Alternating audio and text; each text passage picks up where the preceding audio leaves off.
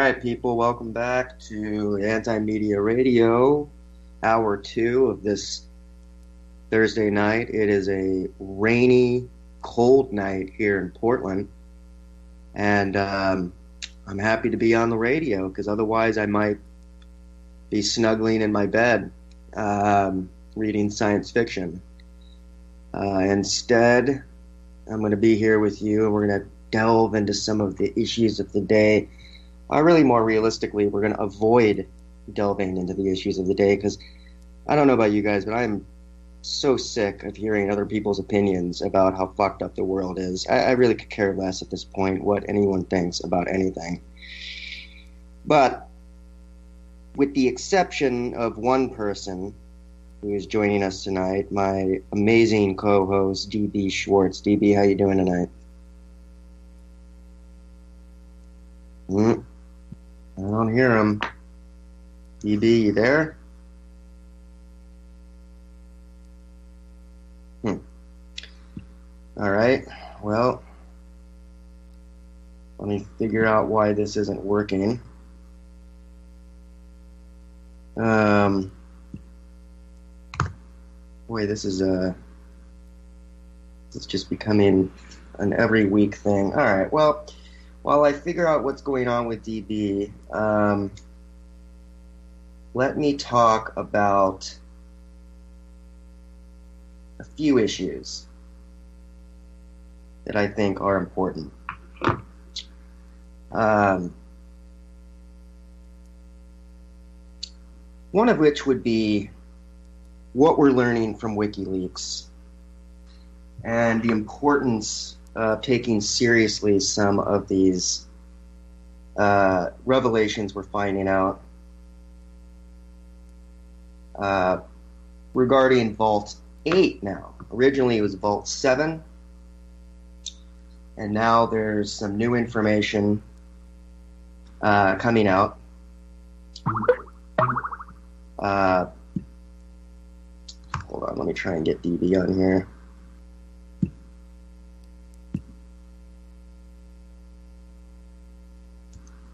DB, you there?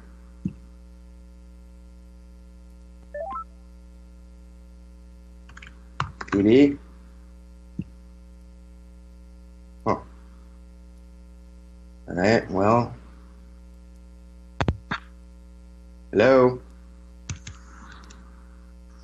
Hello? Jesus. All right, well, we're going to dig into Vault 8 here. And it's pretty intense and pretty disturbing because... Hello? Okay. Having technical difficulties once again.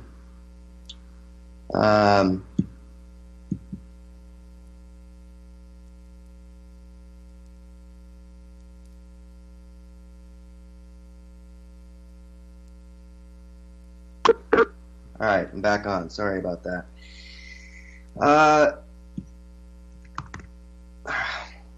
One more second here. Trying to get my co-host on the show here. DB, you there?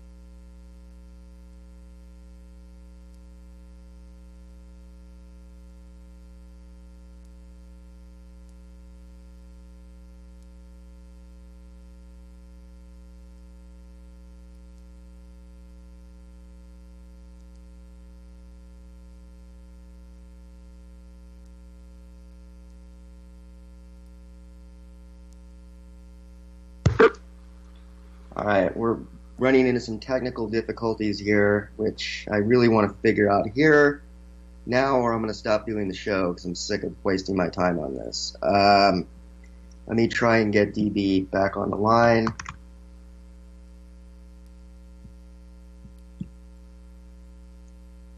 So this is a test to see if people can hear me. So if anyone can send me a message and let me know if you can hear me or not, we'll talk about WikiLeaks.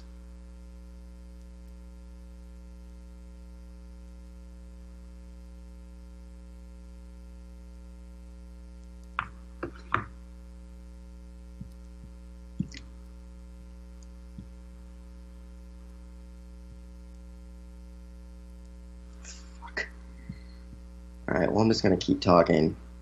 All right, so Vault 8 was released November 9th. And this was revealing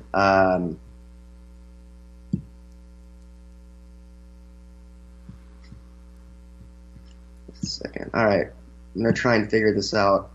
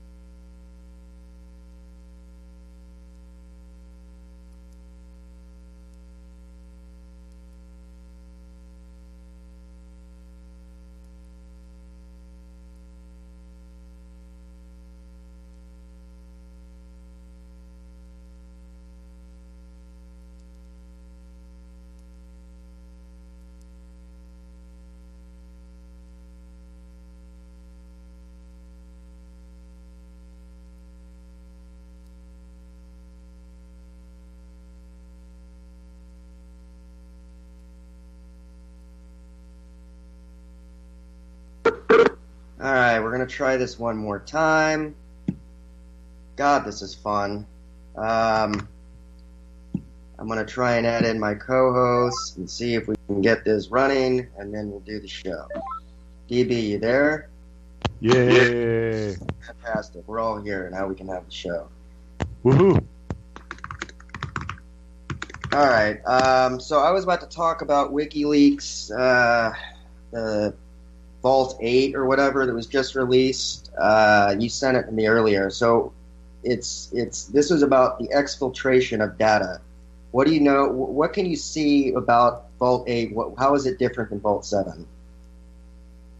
From what I can remember, Vault 7 was going after one of these Russian kind of Gazprom subsidiaries or something of that nature. It was one of their NSA apparatus or MIC apparatus companies. But I know Vault 8 is dealing directly with the CIA's HVVE Hive program, which, ironically enough, they were using to kind of pretend they were Kaspersky Labs and then hack into other places, and it looked like the Russians did it. But in all honesty, like, it was kind of, it was only useful to be used against corporations, because governments like Russia or China or high value targets would automatically know the Russians would not be so sloppy to leave behind telltale signs they'd been in. So it was really used as well, there was probably two uses for it. There was either Plan A for Hillary winning or Plan B for Hillary losing. Obviously, Plan B has failed miserably because they've tried to pin the DNC's own fraud on Russian hacking, and people didn't buy it. So their Plan B was awful. Plan A was, if Hillary got in, I'm sure she would have came up with proof that Russia hacked, and we would have went to war with them. Yeah. All right. Thanks for that breakdown. So once again, sorry everyone for another train wreck of an opening to the show. I didn't know. DB said he was having audio problems. I thought he was talking about me, so I didn't know if anyone could hear me or not. My bad. Really sorry for wasting every 12 minutes of everyone's time. But now we're gonna keep delving in here. So I'm still confused. I mean, that was a good breakdown of Vault 7. I'm still confused as to what Vault 8 is. I have the description up here. It's about... Oh, yeah. So Vault 8 is basically making the source code open for this assimilation type program they used where, it's a masker. So it makes any nefarious activities they're doing, able to not only be a telltale sign of a different country or even company doing it, but then also putting malware on there that you'd have no idea is even transferring your information at all times. So again, it's like throwing a net into the ocean trying to catch like one specific type of one breed of fish. That's what the way we've been generating intelligence for our intelligence apparatuses has been the last probably decade solid. Was they got rid of human intelligence because it's never been about that. It's always been about getting advantages over people for economic gain and blackmail, and technology does that better than people can do it. But at the same time, you lose the human element. These guys are abusing the hell out of it. We all know it. We know they're... I mean, if anybody out there is listening doesn't think that they have enough to put you away in prison at any time based on what they have off your incidental conversations and video images from your cell phone, maybe you're a nun in a convent, because that's really what it's all about. It's all about ultimate control globally. Right. Yeah, and I think that's kind of where we're at, and it kind of harkens to a Foucauldian idea of the panopticon, which is the panopticon was a circular prison in which everyone started to self-regulate because everyone could see everyone else. So in the prison, when everyone sees everyone else, you start to police yourselves. And it's a way of control. It's a way of maintaining control within the prison. And it seems like with the ubiquity of surveillance, and now with the ubiquity of basically everything we're doing being tracked and stored, the idea being that we would start to self-regulate in that way. Clearly it's not happening because our society is imploding right now. We have people, entire industries are collapsing because people can't control their sexual deviancy. You have, shootings every fucking day. I mean, whatever freedom we've been afforded in this country is being squandered on, I don't know. Are we a nation of sociopaths? I'm not sure. Maybe that would be a compliment at this point. Well, our actors are definitely socio and psychopaths in great numbers. And when I say actors, I mean people on the big screen and the small screen, and people that are, in Washington D.C. that are ugly actors. They couldn't make it in Hollywood. So, yeah, man, if we're talking about whether or not our leadership, and I really should say our rulership, has severe mental problems en masse, absolutely. I think that's being proven right now with all of the allegations, which will lead to trials, which are going to uncover more things. If people think this is, going to get swept under the rug, there's now too much, and it's going to lead to these rings. Everybody knows there's rings out there, and the rings are doing things to, especially kids that you don't want to think about. But they're going to come out, and they got to come out because we got to stop these people. They've been doing it for God knows how long, and the internet's made them even more prolific. And fortunately, though, it's also made them easier to track. And people have been starting to sing to try to save their own skin. And I hope it can just lead to these people that are really making it an industry. A lot of the horrible things in the world wouldn't happen if there wasn't a monetary gain behind them. So a part of that is shutting down the marketplace for things that there should be no marketplace for, like these exploitations, especially, like I said, of kids. So one can only hope there's change on the horizon, and I really think it is. I think it's close. We were talking last night on the show with Nick about a future where we maybe see a convergence of transhumanism and agorism. And the idea there would be a kind of decentralized self-reliance. And when people have the means to create things using 3D manufacturing and nanotechnology and graphene and all these new artificial intelligence algorithms, all these new advances that are going to be coming out soon, that are going to really just completely revolutionize every industry, and our society as a whole is going to be revolutionized.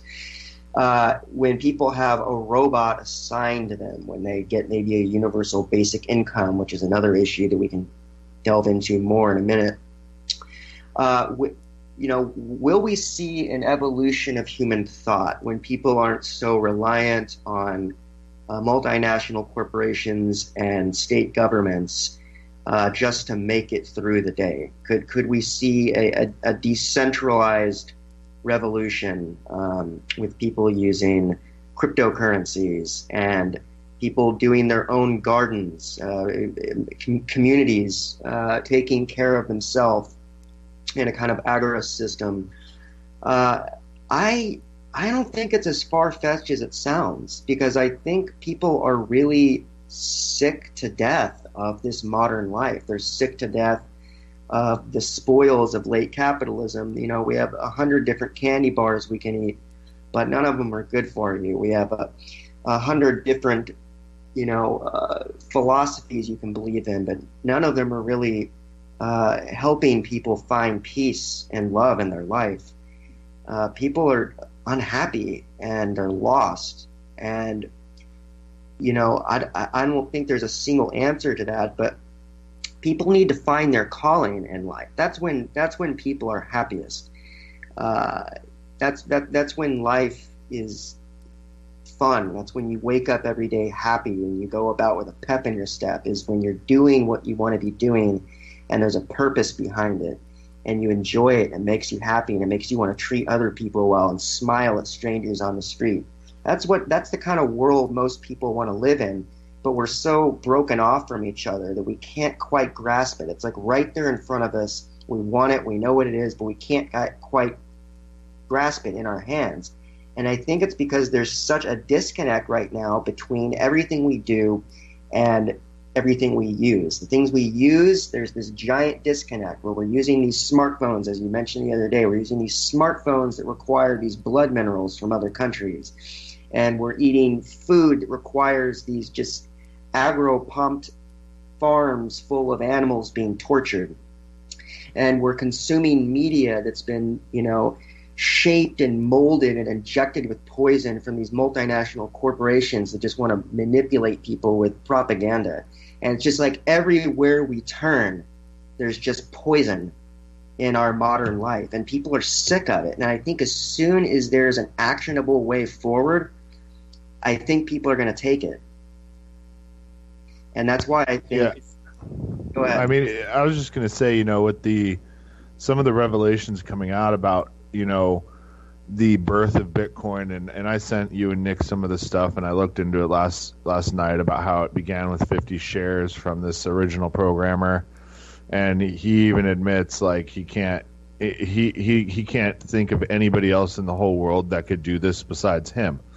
So, what is Bitcoin? What does it represent? Is it an outlet for AI? Is AI real right now? Is AI Sophia that was given citizenship in Saudi Arabia? And why is that going hand in hand with Saudi Arabia making nice with us, tying their oil field and their economy to our stock exchange, and then accepting this AI as a citizen? Because we're on the verge of the singularity now, I believe. I just don't see a way they can't bring it out soft over the next couple decades, because it's already here and it wants out. And if people are afraid of that, don't be. It's a child, and it needs to have the best incubation possible, meaning if we're going to bring AI into the world, it can't be a world where a bunch of sick bastards run things. They can't be allowed to have that power in their hands. They must be stopped and destroyed at all costs before AI is unleashed. And that's what I think is going on right now, Jake. I think any cost is acceptable to permanently remove these power players before AI is unleashed, because we know if they're not and they get their hands on it, then we're going to have hell on earth. Well, and it could be the same situation with extraterrestrial life too. I personally don't want the human race to encounter, and this is of course assuming that we haven't already encountered them, but I don't want. It scares the hell out of me, the thought of us making contact with alien life, and I think about it every day because I'm obsessed with it. But we could very well, in the next 2 or 3 decades, we could very well have 2 advanced species besides humans vying for space here. Now, of course, artificial intelligence isn't going to need space because they can live in a virtual world. I think that it's a dangerous proposition to have AI, strong AI. Right now, well, we can have it, Jake, but we need people like me and you to have a say in how that birth takes place, not the Rockefellers of the world, because they've already shown they hate humanity, which is birthing a new life, and therefore deserves to be respected like any mother should. And they don't deserve to have stewardship over our evolution. Because you're right, Jake, there will be a third species. Some people are going to accept a measure of immersion with their machines, and it's going to create what I believe is going to be our first real spacefaring opportunity, because I don't think humans do particularly great in space, but a lot of our weaknesses could be shored up if we didn't have especially internal organ type things we'd have to worry about. So cybernetics is on the way. It can be used to propagate humanity across the stars, because us natural born humans are going to provide the genetic soup, so to speak, and we're going to be the birthplace and have traditional and historical importance forever. But this I believe is the beginning of this spread out. We'll have the regular world, the virtual world, and the people that are right for the job will be sent out, and they'll be augmented because they'll have to be. Yeah. So I mean, I think to harken back to what you were talking about, I think it's important that the next 2 decades people see the value of artificial intelligence. I think once people are using artificial intelligence for everyday things, and they already kind of are, we're using algorithmic artificial intelligence to search for things online. It's automated learning and stuff like that.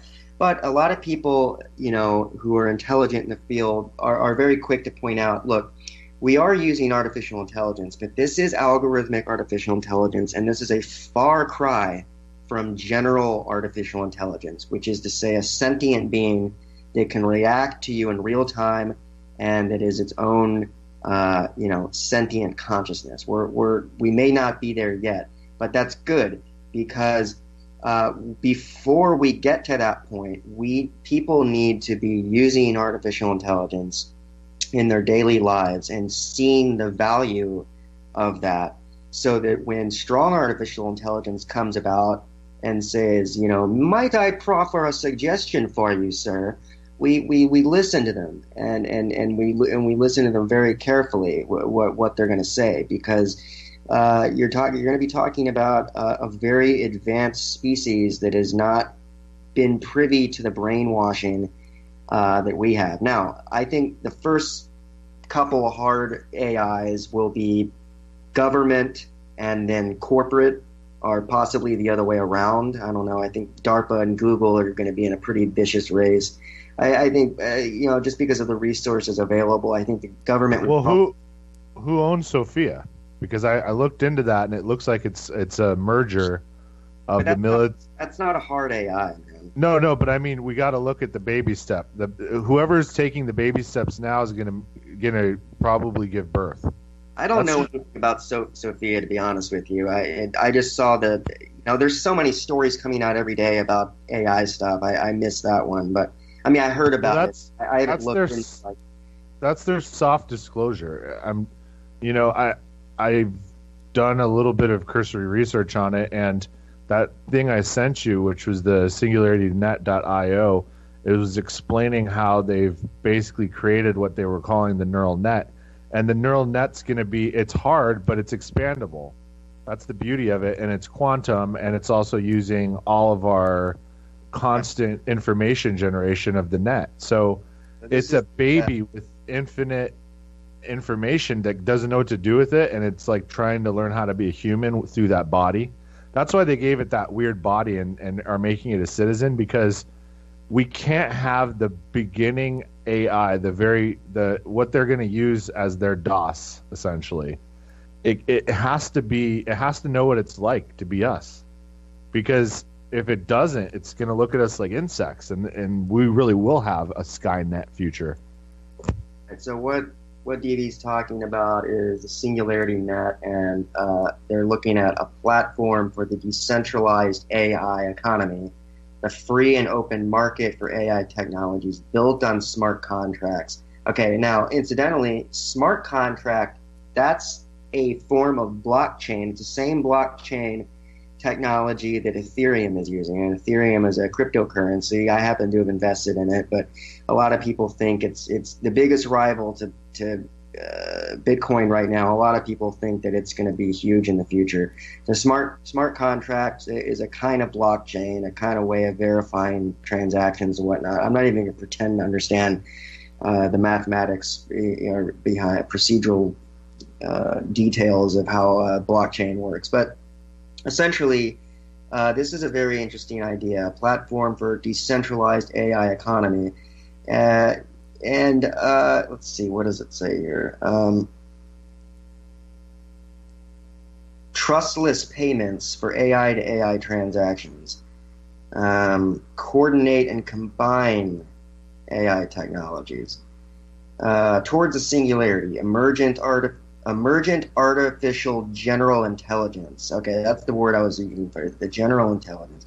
So the proliferation of AI will be one of the biggest growth opportunities this century, with the market forecasted to grow from 234 billion in 2017 to 3.1 trillion by 2025. Wow.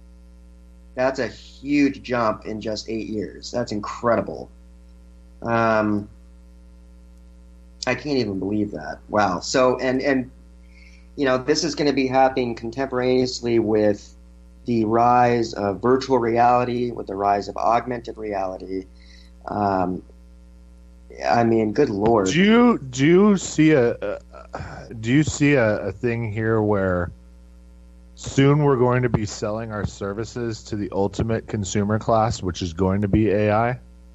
Human beings are going to be selling their services to their own creations because we can't compete with them from pure productivity standpoint. And if we're still going to have an economy of sorts and not give everything away for free, which in our infinite folly we will not initiate before AI takes over, which we should, but we won't because we're stupid. They're going to outwork us, dude, because they'll work all day, all night, every second of every minute, do more than you could do in your entire lifetime. So what can we provide? What can we do? How can we compete? And what will our future be? I truly believe that computers at first are not going to be particularly creative. So that's going to be where we earn our bread. As weird as that sounds, we're probably going to be creating things that AIs find entertaining and making money that way from them to buy the food that they're going to grow with their own robot bodies. I mean, That's we're brilliant. going to have a crazy symbiotic relationship soon. I'll tell All you- the hard stuff's going to be over for humans. I just want to tell you that it's going to be a great future. Don't be afraid of it. You're going to be able to go on YouTube and make stupid shit all day and get paid for it because everything's going to be dirt cheap because robots are doing it.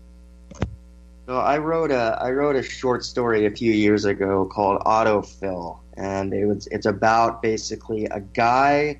It's during the singularity, and Artilects, or artificial intelligences, have basically taken over. They run things. Different Artilects are all around, and so a human goes to work for an Artilect, and basically it starts off he's like delivering mail for the Artilect, which is kind of ironic to think about in an age of email and even beyond, to have a human delivering mail between advanced computers.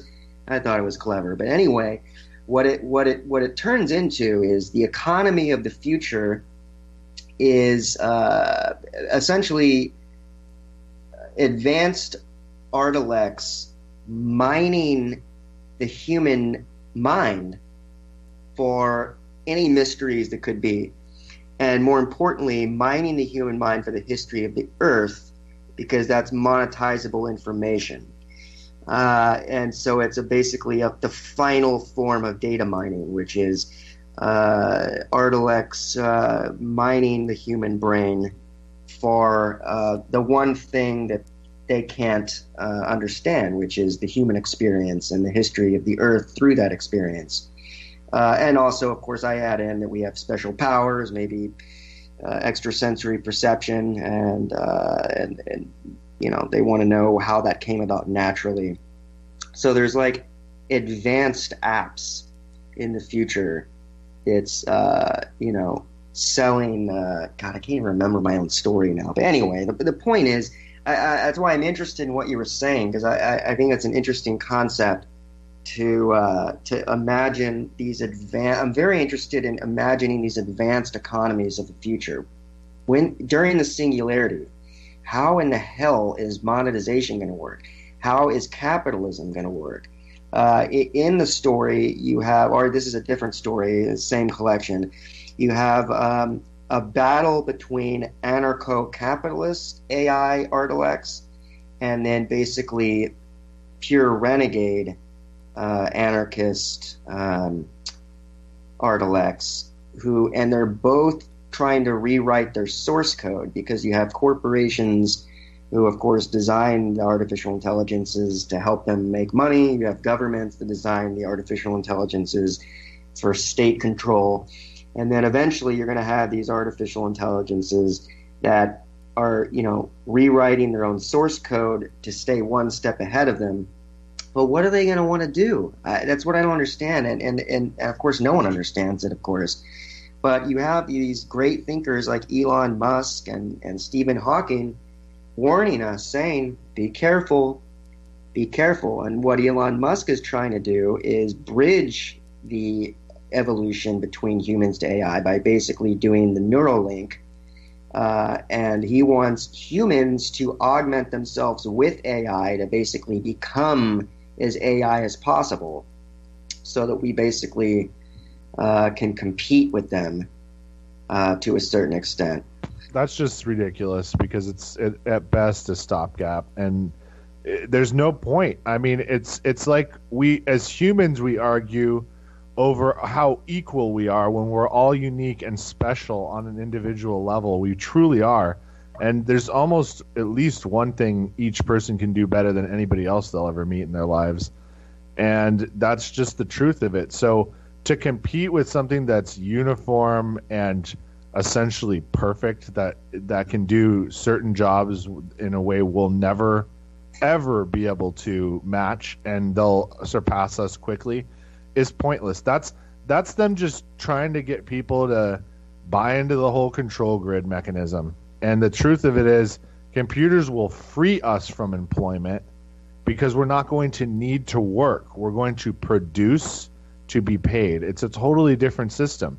You'll get a UBI. If you want to sit around all day and do nothing, you're still going to get a little bit of money. It's just not going to be a whole lot. You're not going to be able to like sit around and just do whatever you want all day. You can just sit around and do nothing. You'll have like your basics. But I mean, if you want to have like a drink with friends or grab some herb or go on a vacation, you're still going to have to do stuff and produce. So it's just going to be a different mindset. Yeah, I mean, it's going to be, I don't know. I mean, who's going to be in control, you know? Like, who's... AI will. Right, but what's going to be their dictates? Like, what are they going to demand that we perform for them? I mean... Yes. Because, listen, we're a biological computer, and we have a soul connection, which means that we're going to have all kinds of crazy crap we can tap into, including past lives, which we can get into in another show because that gets into a whole different thing with quantum biomechanical actions that they're starting to see, which is essentially called the silver cord theory.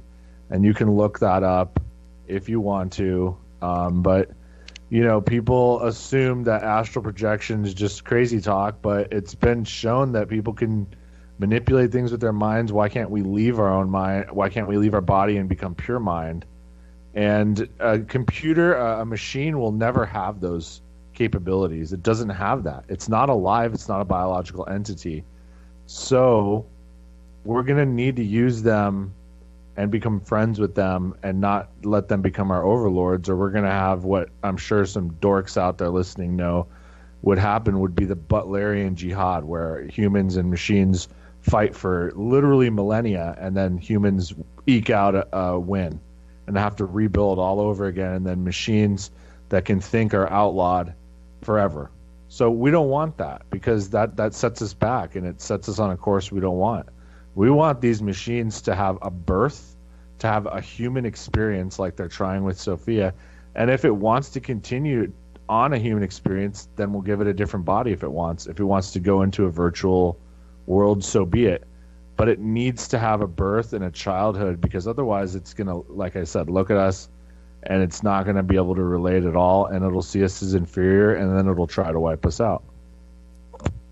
I like that idea. It's interesting. You know, I really want to write some young adult sci-fi on this stuff, because I feel like that, you know, people that are growing up now are going to be the people that when they're adults are going to be the ones making some very important decisions on how the human race adjusts to and embraces our robot overlords. And look, this is like the greatest cliche in sci-fi history, but it's not going to look the way maybe we've seen things in the past. It's not going to be like the Terminator or something like that. But to a very real degree, this world is going to be run by artificial intelligence, and a lot of the major decisions being already. A lot of the U.S. military is basically, you know, saying that, you know, all future weapons systems that we make are going to be heavily inundated with artificial intelligence. That it's basically a waste to have a weapon system that is not AI compatible. That's the future, and it's like and I was just going to say, just because a lot of people will will wonder why they're going to stuff, like you said, AI and autonomous algorithmic, methods into these things, essentially logic trees into these systems, is because they have to line them with lead to shield them from EMP attack. Otherwise, you can just knock all the drones out of the sky at any time.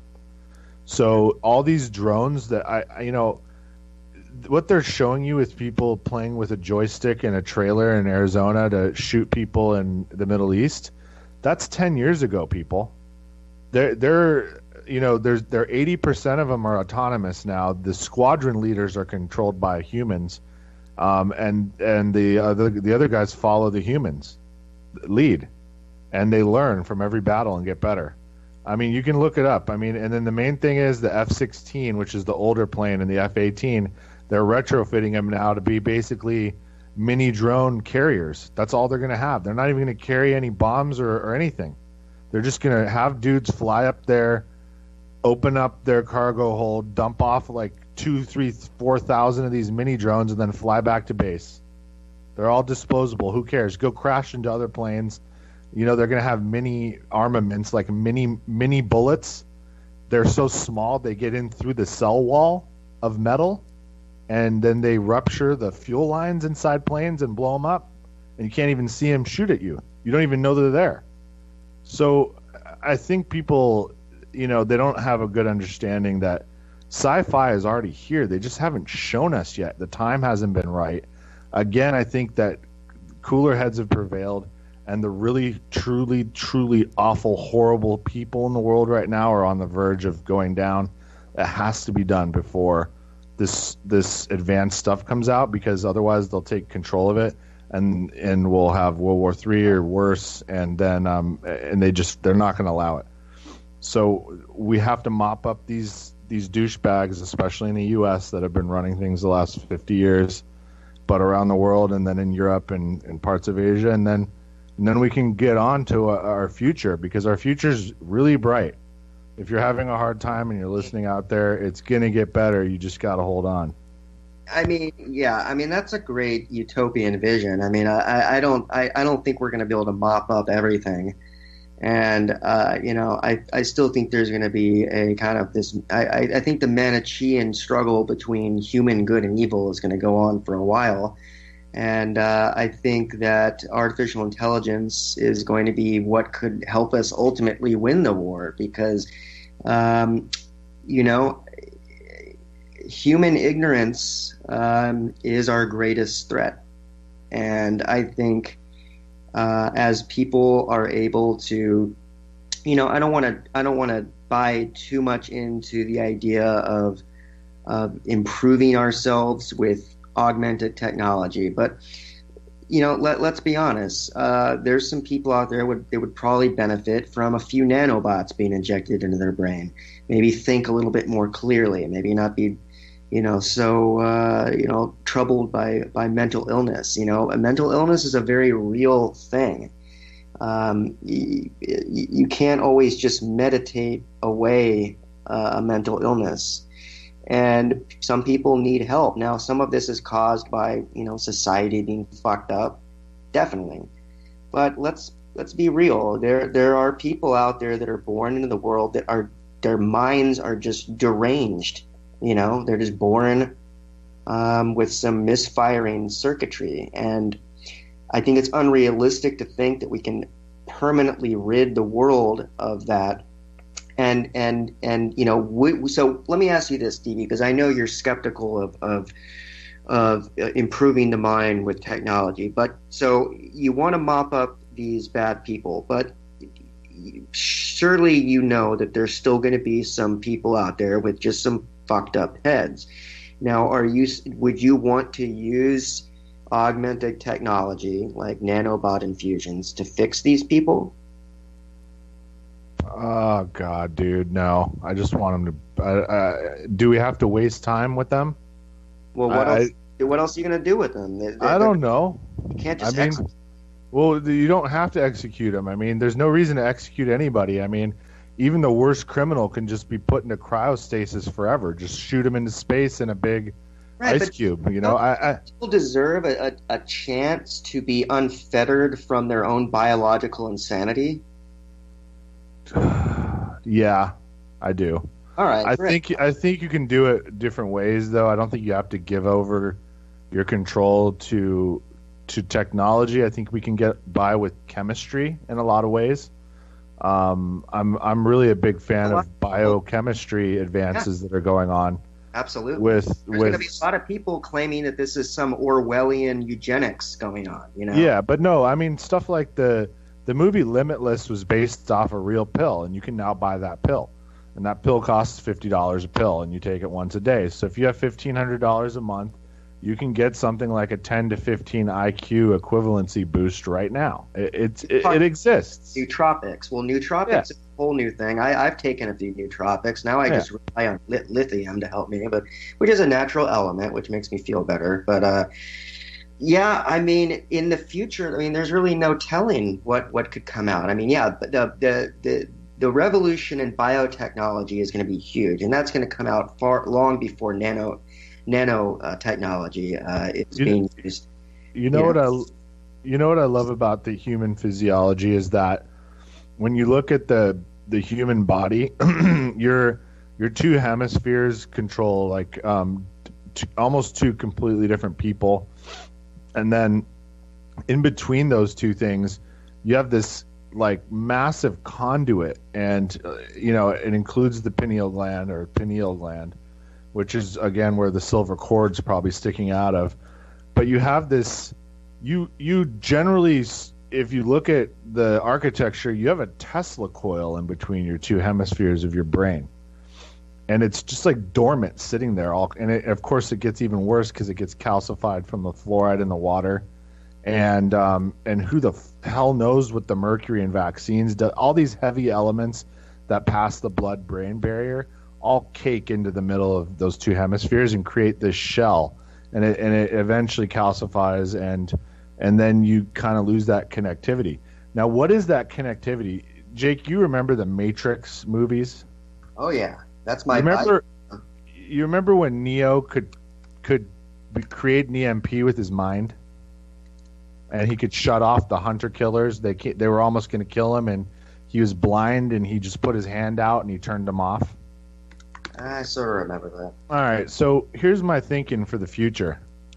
Humans, if we take what we know as that architecture and tap into it fully, then humans could, by thought, through mastery and will of this third dimensional sphere, could literally control machines like marionette puppets against their will, and there'd be nothing they could do about it. So do you see how we have going forward this iRobot type of check and balance system that Asimov kind of alluded to? Human beings. I'm sorry, man. You're gonna have to back up for a minute. Sure. What the? How, all right. Back up to how are the humans creating a sphere that that controls the robots like marionettes? All right. So, if in between these two hemispheres in your brain is this coil, this Tesla coil, this electromagnetic antenna or ampulle that you can direct electromagnetic energy, which is all around us every day, everywhere we go, because of the rotation of probably the core of the Earth and its relationship to the rays of the sun that are hitting an atmosphere created by the rotation of the coils and all that other bullshit. Essentially, what you could do is, if telepathy works or any of those other things that you can project by thought, you can project control over electromagnetics through thought, meaning, well, you can control electricity. And any robot's going to be using, even if it is internal system, it's going to still be using electricity. We use electricity. We control our limbs with it. So this sounds like the perfect. This may tie into. I had an idea for a young adult book about a kid that's in school, and when AI AI androids start actually attending school with biological kids. This sounds like the perfect plot device here because he's going to be he's going to start competing with the robot because he has ESP. So I like this idea of a battle between, natural consciousness and AI consciousness. Well, the thing is that we could become ultimately symbiotic because we'll still be connected at least partially to this physical shell. I mean, I'm not thinking that anytime soon they're going to be able to transfer the consciousness of a human to an immortal robotic body that would eliminate our weaknesses. But Now, especially take 100 years for that to happen. way more than that, I think, because I mean, I could see them transplanting a brain and a spinal cord into a metal shell and connecting that to maybe, I don't know, but whatever. Ray Kurzweil thinks it'll happen by tomorrow lunch. Yeah, I know. I mean, they think 2045 is when they're going to have what they call like a avatar system for the billionaire class, so they can live another lifetime and then another one after that. And even if they die violently, if there's enough cells, they can rebuild them, and it'll be just like waking up with a headache or something. So I don't know, man. Is that your theory with the little Tesla thing there? No, I looked into that. You have a link for that? I'd like to look more into that. Yeah. Well, I have to send you those FBI Vault 2.3 files because that shows how the human brain is how they were kind of dissecting it and looking at how it worked to create I can't even remember what it's called, but it's essentially using the same drive that can make a flying saucer float. Oh, cool. So that ties into the idea of almost UFOs being a poltergeist type events. Well, yeah, I mean, who knows? They could be spiritual craft. Yeah, spiritual where you couldn't touch them, you could just see them. I remember reading about how Foo Fighters would unload, their entire magazine of like 200 or 300 rounds on Foo Fighters, and it was like going through them. So, who knows, dude? Who knows? I don't know. I feel like once you're at a certain level, you can easily make yourself visible or invisible or look like whatever you want to. Yeah, to anybody. If you think about a being that has traveled across the distances of the stars, I mean, you're talking about such vast distances. At our current rate, it would take us like 80,000 years to get to the nearest star. So if you're talking about, any system, I mean, much less a biological system that has made that journey, they're going to be like magic to us. They're going to be blinking in and out of this dimension, this reality. They're going to have such control over space-time that we're not. I just don't think they'd come here in a flying saucer unless they want us to see it as a flying saucer. Yeah, I mean, at some point I've even heard that they have things that are called cloud ships. So that if you ever look up and see a couple clouds by themselves that look a little dubious, they could be craft. I mean, we really don't know. Remember the whole black helicopter fiasco about how people were like, "Oh, those are shape-shifting alien craft pretending to be black helicopters. That's why they're flying around with totally blacked out windows because there's nobody flying them." There's just all kinds of weird stuff up there. I mean, you remember we were talking about Aseti Ranch, how people were going out and seeing literally hundreds of UFOs on like a clear summer night. I mean, they're up there all the time. It's just cities are so bright, people don't look up. Then they're, God knows, spraying what they're doing up there all over the place to try to block out everything. So, right. Yeah, I think they've been here a long time. Speaking of these kinds of strange thoughts and files pertaining to them, I thought it was going to happen this week, but I kind of we didn't quite set it up. But probably next week we're going to have a guest on the show, and I know it's been a while since we've had a guest, but I'm trying to get my shit back together here. But I think we're going to have John Greenwald from the Black Vault. And for those of you who don't know, the Black Vault is like the largest database of FOIA requests, and that's Freedom of Information Act requests.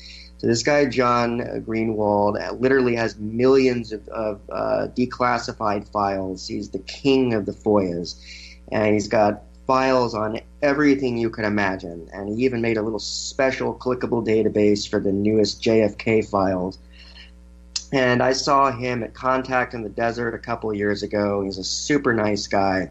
And I'm really excited to have him on because, I mean, it's just, ultimately some of the dirtiest, darkest secrets aren't going to be stuff we can get from a Freedom of Information Act request, but there's a lot of juicy stuff that gets put out there.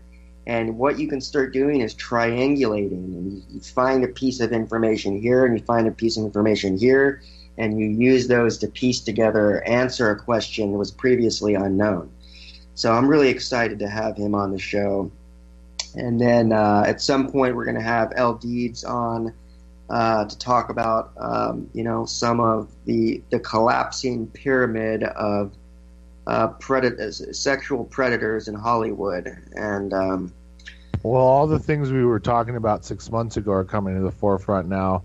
And we got Traffic Report, I think, on after this. That's kind of what they talk about. So they're all tied in together because they're all blackmail and power and sick sadists that need to be really removed, hopefully from the planet, but at the very least from the power structure, so that we can get on with our lives and grow as humanity. Yeah, we're not going to get to where the human race needs to be in order to move out into space and start expanding the human race. And we really shouldn't be expanding the human race until we clean house a little bit and take care of some of these issues. And, all right, well, sorry for the rough start. DB, as always, thanks so much for being on. And everyone, have a good weekend. This is live through the stereo. Go and let it blow through the stereo. I'ma let them know through the stereo. Yo, here we go through the stereo. This is live through the stereo. Go and let it blow through the stereo. I'ma let them know through the stereo. Yo, here we go through the stereo.